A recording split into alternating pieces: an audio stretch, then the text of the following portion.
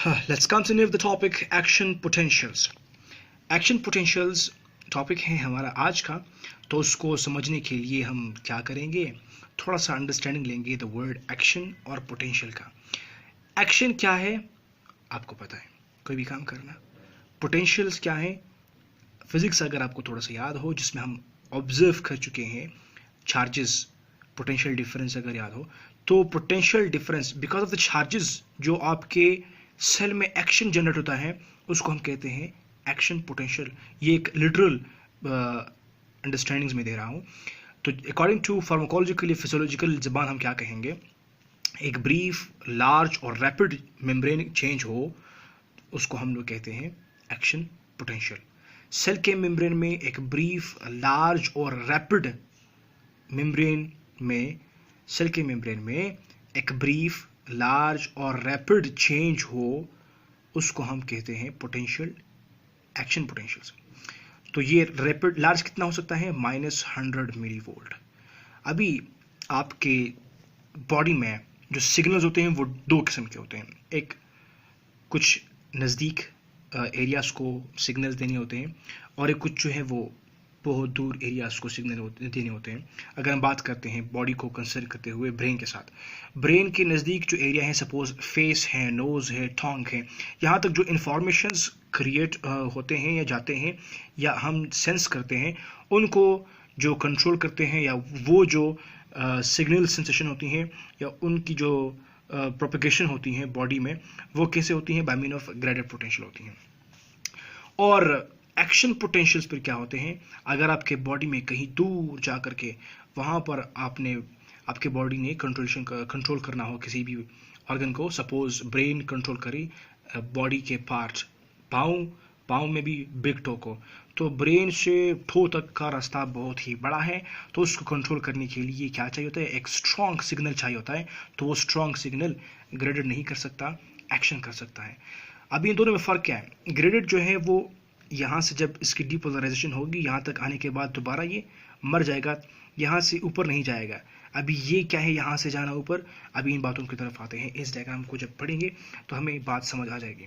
वैसे हम थोड़ा सा ये 2, 3, 4 यहाँ पर मैंने डायग्राम्स बनाए हुए, इनको ऑब्जर्व करते हैं ताकि टॉपिक को समझने में आसानी हो। सोडियम आयन की इन्फ्लक्स से पोटाशियम आयन के निकलने से क्या होगा, outward positivity because of sodium है, नेगेटिविटी यहाँ पर बहुत सारे जो हैं डिफरेंट किस्म के कंपोनेंट्स हैं, जस्ट लाइक फॉस्फेट, सल्फेट है और क्लोराइड आयंस हैं, और भी बहुत सारे आयंस जो यहाँ पर नेगेटिविटी को क्रिएट करते हैं। और यहाँ पर पॉजिटिव आयंस पोटाशियम भी हैं जो मुसलसल बहुत ही कम अमाउंट में सेल के बाहर निकलते हैं, जिसकी वजह से अगर पॉजिटिव आयन निकलेगा या जाएगा किसी भी जगह से तो वो वहाँ पर नेगेटिविटी क्रिएट करेगा। तो यहाँ से पोटाशियम आयन जो है वो भी कॉन्स्टेंटली मूव कर रहे होते हैं। लेकिन सोडियम जो है उस वक्त आता है जब सिग्नल ने जाना होता है, बॉडी में ट्रैवल करना होता है, उस वक्त सोडियम की इन्फ्लक्स होती है। खैर, सोडियम की इन्फ्लक्स से इनसाइड नेगेटिव की बजाय पॉजिटिव बन जाएगा। सोडियम जैसे ही अंदर आएगा तो ये पॉजिटिव बन जाएगा। इस तरीके से बाहर नेगेटिव होना शुरू हुआ। अभी मैंने बात कही कि पॉजिटिव जब मूव करेंगे अपनी जगह से तो अपनी जगह को वो नेगेटिव बना देंगे। तो यहाँ पर ये पॉजिटिव आएगा और या इस तरीके से फिर ये जो पॉजिटिव है ये फिर अंदर आएंगे, नेगेटिव बाहर जाएंगे। लेकिन एक बात है कि जैसे ही ये सिग्नल आगे जाता जाएगा, दोबारा यहाँ से आपको मैं बता चुका हूँ कि पोटाशियम आयंस की इफ्लक्स होती रहती है कॉन्टिन्यूसली, तो ये दोबारा नेगेटिव साइड को नेगेटिव बनाएगा और पॉजिटिव जो है वो बाहर वाला जो साइड है वो दोबारा पॉजिटिव बनना शुरू हो जाएगा। तो दोबारा क्या होगा, दोबारा यहाँ पर पॉजिटिविटी आउटसाइड में क्रिएट हो जाएगी और नेगेटिविटी इनसाइड में क्रिएट होगी। इस तरह से सिग्नल जो है वो आगे जाएगा। तो इसको बोलते हैं सिग्नल ट्रांसडक्शन। किस तरह से होगा, इस तरह से होगा। वैसे सिग्नल ट्रांसडक्शन का टॉपिक मैंने पहले भी बनाया हुआ है, हम उसकी भी एक वीडियो है पहले। तो हम अभी यहाँ पर आते हैं, कुछ टर्म्स को सीखते हैं कि ये एक्शन पोटेंशियल्स और ग्रेडेड पोटेंशियल्स होते क्या हैं, थोड़ा सा इन डेप्थ। तो डायग्राम को पहले ऑब्जर्व करते हैं। यहाँ पर -90, -80, ये यहाँ से लेकर के +50 तक जो मैंने ड्रा किया है यहाँ पर लिखा है, ये असल में मेम्ब्रेन पोटेंशियल है। और ये जो ग्राफ है ये टाइम की अगर हम बात करते हैं 1 मिली सेकेंड के हवाले से ग्राफ कि ये हालत होती हैं और ये मेम्ब्रेन में इस तरह से ग्राफ बनता है। तो होता क्या है कि -70 मिली वोल्ट, जिसको हम बोलते हैं रेस्टिंग पोटेंशियल, इस वक्त में क्या होता है, कोई भी सिग्नल बॉडी में जा नहीं रहा होता। जैसे ही एक्शन पहुंचता है तो क्या होता है, -70 से ये आगे बढ़ना शुरू हो जाता है टूवर्ड्स द पॉजिटिविटी। क्यों? क्योंकि पॉजिटिव जो है वो इनसाइड मूव कर रहे होते हैं। अगर सिग्नल इतना स्ट्रांग हो कि वो -50 को क्रॉस कर सके, -40 तक पहुंचे, या फिर बस सिर्फ ये बात जहनशीन करनी है कि -50 को क्रॉस करे। अगर -50 को क्रॉस किया तो वो सिग्नल पर क्या करेगा, वो एक ग्रेडेड की बजाय वो एक्शन पोटेंशियल में जनरेट हो जाएगा। क्योंकि ग्रेडेड पोटेंशियल जो है वो सिंपली यहाँ तक काम करता है थ्रेशोल्ड तक। थ्रेशोल्ड एक दहलीज को कहते हैं। यहाँ पर जब यहाँ तक दहलीज क्या बोलते हैं, दरवाजे को बोलते हैं। अगर दरवाजे को ये पहुंच गया फिर इसको रोकना मुश्किल है, फिर ये कन्वर्ट हो जाएगा एक्शन पोटेंशियल में। तो ग्रेडेड की जब हम ग्रेडेड पोटेंशियल की जो इंटेंसिटी है अगर हम इसको भी इंक्रीज करेंगे तो वो एक्शन पोटेंशियल में कन्वर्ट हो जाएगी। तो इस तरीके से रेस्टिंग पोटेंशियल जो है वो -70 है।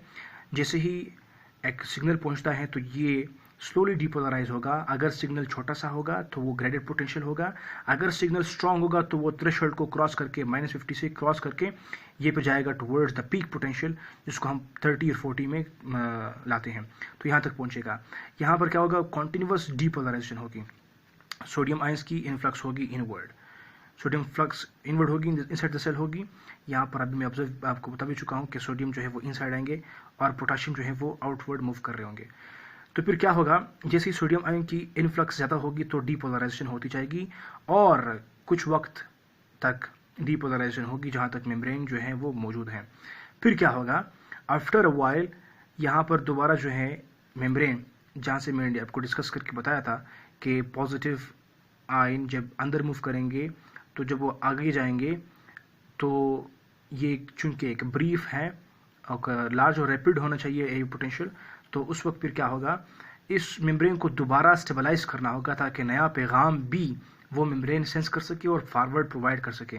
तो फिर वो क्या करेगा, पोटाशियम आयंस की इफ्लक्स करवाएगा, जिसकी वजह से फिर क्या होगा, ये ग्राफ नीचे की तरफ आ रहा है, उसको हम बोलते हैं रीपोलराइजेशन। ये क्यों हो रहा है, because of the potassium ions. Potassium ions की जो है वो इफ्लक्स हो रही हैं, वो बाहर जा रहे हैं। तो इस तरीके से ये आएगा टुवर्ड्स द, उसको हम फिर कहेंगे रीपोलराइजेशन। तो बाज़ औक़ात ऐसा होता है कि रिपोलराइजेशन जब इनकी कंसंट्रेशन बढ़ती है, एक ऐसा लम्हा पहुंचता है जिसमें सेल जो है वो बिल्कुल सुन्न हो जाता है, कोई भी इंफॉर्मेशन नहीं जाता आगे। तो वो क्या होता है, क्योंकि उस वक्त जो पोटाशियम की कंसंट्रेशन है वो काफ़ी ज़्यादा जा चुकी होती हैं और इनसाइड द सेल जो है वो बिल्कुल टोटली नेगेटिव हो जाता है। इतना नेगेटिव कि पहले -70 था, अभी -90 -80 के बीच में बात पहुंच चुकी होती है। तो इस कंडीशन को हम लोग कहते हैं हाइपर पोलराइजेशन। इस वक्त क्या होता है, सेल कोई भी पैगाम फॉरवर्ड नहीं करता जब तक रेस्टिंग मेम्ब्रेन पोटेंशियल ना पहुंचे। रेस्टिंग में और हाइपर में क्या फ़र्क है, रेस्टिंग मेम्ब्रेन में -70 मिलीवोल्ट होता है और हाइपर में क्या होता है, -70 से नीचे आकर के -90 हो जाता है। तो हाइपर का मतलब है बहुत ज़्यादा। तो यहाँ पर क्या होता है, हाइपर पोलराइज, हाईली यहाँ पर नेगेटिविटी क्रिएट होती है। तो जिसके लिए फिर क्या करना पड़ता है, स्टे करना पड़ता है ताकि नेक्स्ट तक ये रेस्टिंग मेम्ब्रेन तक पहुँच सके। जैसे रेस्टिंग मेम्ब्रेन तक पहुँचेगा फिर दोबारा इसकी डीपोलराइजेशन होगी, फिर इस तरह से रीपोलराइजेशन होगी और एक्शन जो है वो आता जाता है from one portion of the body to other portion of the body. So for narrow portions या नेरो एरियाज तक अगर आपने पैगाम को पहुंचाना हो, that is for by mean of graded potential, और far areas of the body जहां तक पैगाम पहुंचानी है, that is by mean of the action potential. So that's all about action potentials. Hope so you got